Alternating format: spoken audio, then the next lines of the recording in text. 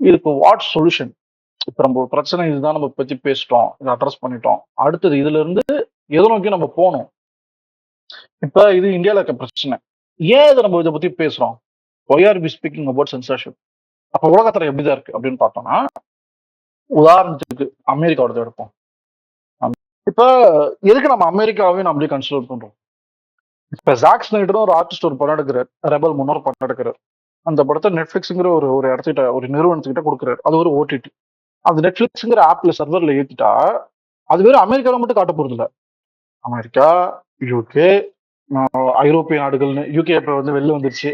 So European countries, Asian countries, south east Asian countries, Oceania countries, இந்த மாதிரி எல்லா இடங்களுமே global reach இருக்கு, அவங்களுக்கு பிரசன்ஸ் இருக்கு. தட்ஸ் வை ஐம் சேயிங், நம்ம அமெரிக்காவோட நார்ம்ஸை எடுத்துக்கணும்னு இல்லை, considering America, Asia, I mean இந்தியாங்கிறது எல்லாத்தையும் சொல்றேன், western, European, Asian and Oceania, Australian, New Zealand, அந்த மாதிரி சொல்றேன். இந்த மாதிரி எல்லாத்தையும் கலந்து நமக்கு ஒரு குளோபலாவே நமக்குள்ள ஒரு நார்ம்ஸ் இருக்கணும். நமக்கு நெட்ஃபிளிக்ஸ் மாதிரி ஒரு ஒரு வேர்ல்டு பிரிட்ஜா நமக்கு தேவைப்படுது. We need a common minimum programme மாதிரி நமக்கு தேவைப்படுது. இப்போ அமெரிக்காவில் எப்படி இருக்குன்னு பாருங்க. America has a complex history of movie censorship with varying degrees of regulation and self-regulation over the years. While there is no federal censorship, அப்பதான் அர்த்தம் சென்ட்ரல் கவர்மெண்டா அவங்க அங்க இருக்க கவர்மெண்ட் ஒன்றும் போடல. while there is no federal censorship board, அவங்க board வச்சில்ல, sensor பண்ணல இல்ல. While there is no federal censorship board, the film industry has implemented its own guidelines and codes to ensure compliance with social norms and moral standards. இதுக்கு என்ன அர்த்தம்னா, film இண்டஸ்ட்ரினா யாரு? படம் எடுக்கிறவன், பணம் போடுறவன், படத்துக்காக பணம் போடுறவன். அங்க வந்து எம்பிஏன்னு சொல்லிட்டு ஒண்ணு இருக்கு. கிட்டத்தட்ட அது ஒரு மொனாப்புலி மாதிரி தான். ஆறு கம்பெனி இருக்கிற பெரிய company. Motion picture association, trade organisation representing major American films and studios. ஓகேங்களா? இப்போ மோஷன் பிக்சர் அசோசியேஷன் என்னன்னா, படத்தோட ப்ரொடியூசர்ஸ் இருக்காங்கல்ல, ப்ரொடக்ஷன் ஹவுசஸ், அவங்களுக்குள்ள அவங்க ஒரு 6-5 கம்பெனிஸ் இருக்காங்க. அவங்களுக்குள்ள ஒரு அசோசியேஷன், அவங்களுக்கு டேர்ம்ஸ் நாங்கள் செட் பண்ணி அவங்களே பண்றாங்க.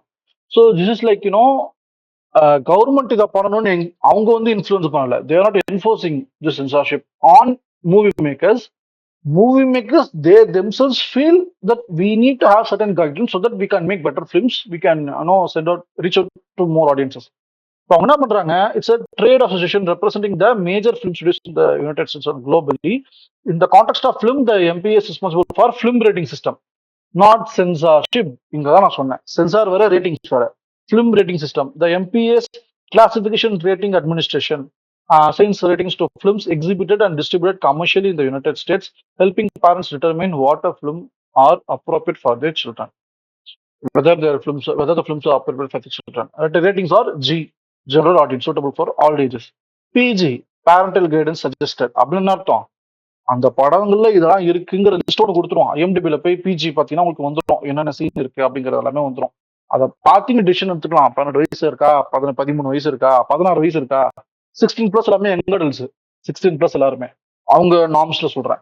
ஸோ அவங்களுக்கு வந்து இந்த படம்லாம் பார்க்கலாமா இல்லையா, அது மாதிரி they can make an collective, எப்படி சொல்றது, ஒரு பெட்டரான டிசிஷன் அவங்களே எடுத்துக்கலாம். Parental guidance suggested, some material may not be suited for young children, அவங்க தனியாகவும் பார்க்க முடியாது.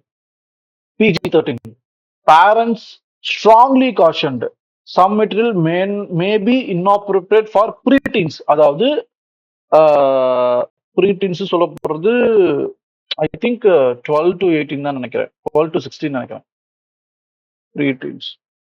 இதெல்லாம் ரொம்ப டெக்னிக்கல் டேர்ம்ஸ், நம்ம ரொம்ப நோண்டிட்டே இருந்தால் அது அப்படியே போயிட்டே இருக்கும். preteens தான் 9 to 12 நினைக்கிறேன். Okay, so 13 minus, not 13 to 16. Wow, it's not 13 to 16, it's actually 9 to 12.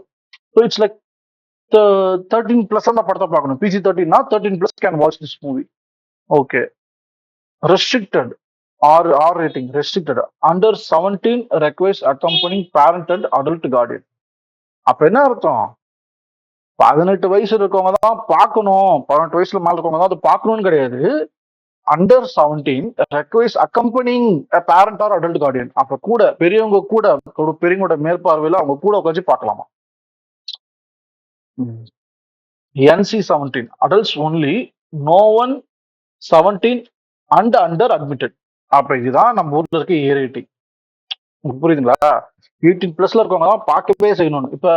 நம்ம நம்ம டிஜிட்டல் எரால இருக்கோம். நான் இப்ப யூடியூப்ல வீடியோ போடுறேன். ஒரு பர்டிகுலரா ரொம்ப சென்சிட்டிவ் விஷயத்தையும் நான் பேசுறேன். அதனால கம்யூனிட்டி கைட்லைன்ஸ் என்ன பண்ணுது, இது வந்து 18+ இருக்கவங்க மட்டும் பார்க்கணுங்கிறதுக்காக நீங்க ரெஸ்ட்ரிக்ட் பண்ணிக்கோங்க. எனக்கு ஆப்ஷன் இருக்கு. நானும் ரெஸ்ட்ரிக்ட் பண்ணாலும் பண்ணிக்கலாம்.